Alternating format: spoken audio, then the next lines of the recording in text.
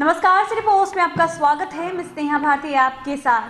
Cabinet विस्तार को लेकर के अभी भी सियासत काफी गर्म है। जी हाँ, आपको बता दें कि पेच कहीं ना कहीं अभी तक फंसा हुआ है, जिस कारण से कैबिनेट विस्तार अभी तक रुका पड़ा है। सबकी निगाहें कैबिनेट विस्तार पर है। इस बीच ये खबर निकलकर सामने आ रही है कि जीतन राम मांझी ने जो मांग की थी, एक एमएलसी और एक मंत्री पद की, नीतीश कुमार नहीं देने जा रहे हैं इस बार। जी हाँ, जिस तरह से खबरें निकलकर सामने आ रही है, अंदर खाने की खबर आपको बता रहे हैं कि नीतीश कुमार की तरफ से जीतन राम मांझी को नहीं दिया जा रहा है, इस मांग को पूरा नहीं किया जा रहा है।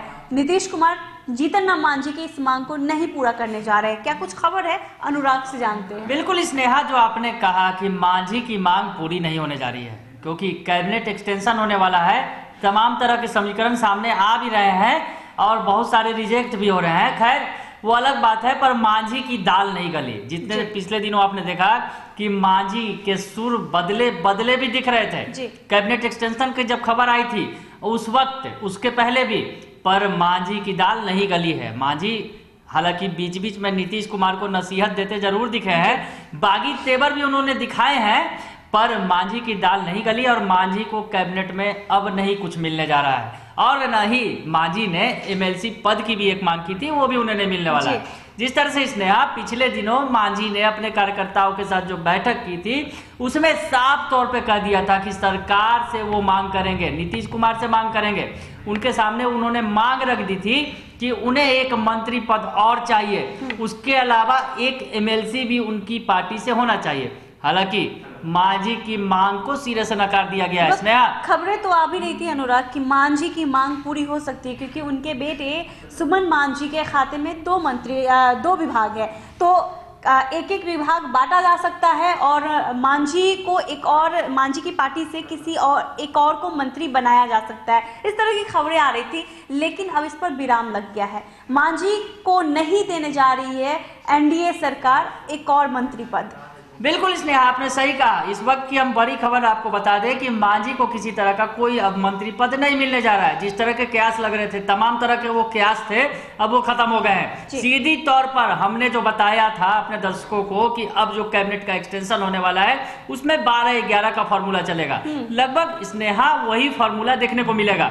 और मांझी की पार्टी, यानी मांझी की पार्टी जो हम के अब किसी भी कैंडिडेट या विधायक को अब शायद संभव नहीं है कि उन्हें मंत्री बनाया जाए। दरअसल मांझी की पार्टी के अंदर से ये मांग उठ रही थी स्नेहा, मांझी के जो बेटे हैं वो एमएलसी हैं और मांझी के पार्टी से 4 विधायक जीत कर आए हैं। तो मांझी के पार्टी के अंदर ये बातें उठ रही थी कि पार्टी के किसी विधायक को जो चुनाव मैदान से जीत कर आए हैं, उन्हें मंत्री पद दिया जाए। उसमें उनकी समधन भी शामिल है। मांझी की समधन जो है वो भी जीत कर आई है चुनाव। तो इसी तरह की मांग उठ रही थी कि मांझी की पार्टी की से एक और मंत्री बनेंगे और एक एमएलसी बने, ये मांझी ने मांग की थी। हालांकि बीजेपी और जेडीयू दोनों ही ने नकार दिया स्नेहा, क्योंकि मतलब एनडीए की तरफ से रिजेक्शन आ गया मांझी के लिए, मतलब रिजेक्ट कर दिया गया उनकी मांग को।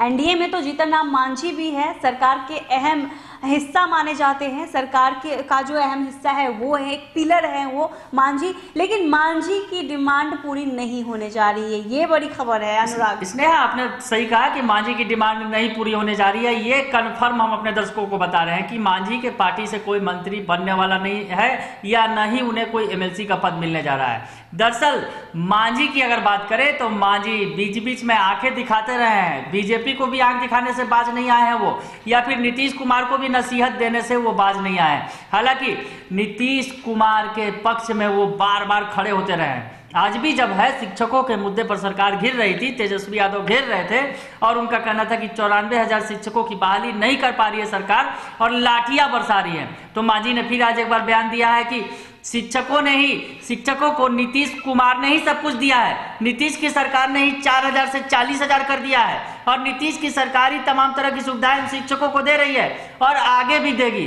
बल्कि उन्होंने तो तेजस्वी यादव पे आरोप भी लगा दिए कि तेजस्वी यादव जी, आप तो कानून तोड़वा रहे हैं, शिक्षकों को भड़का रहे हैं। इस तरह की बात उन्होंने कही मांझी ने।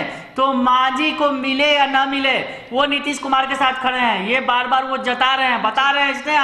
पर हम अपने दर्शकों को ये बता दें कि मांझी जो पिछले दिनों बीजेपी को भी आंख दिखा रहे थे और बीजेपी के को भी सुना दिया था उन्होंने नीतीश कुमार के लिए।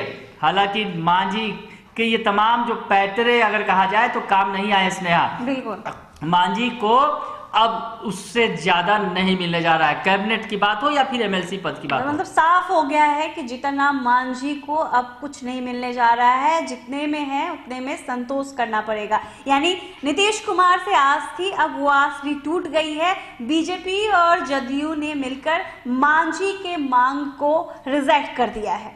अगर आपको ये खबर अच्छी लगी हो तो हमारे चैनल को जरूर सब्सक्राइब कीजिएगा, फेसबुक पेज को भी लाइक और फॉलो कीजिएगा। हम दोनों को इजाजत दीजिए, धन्यवाद।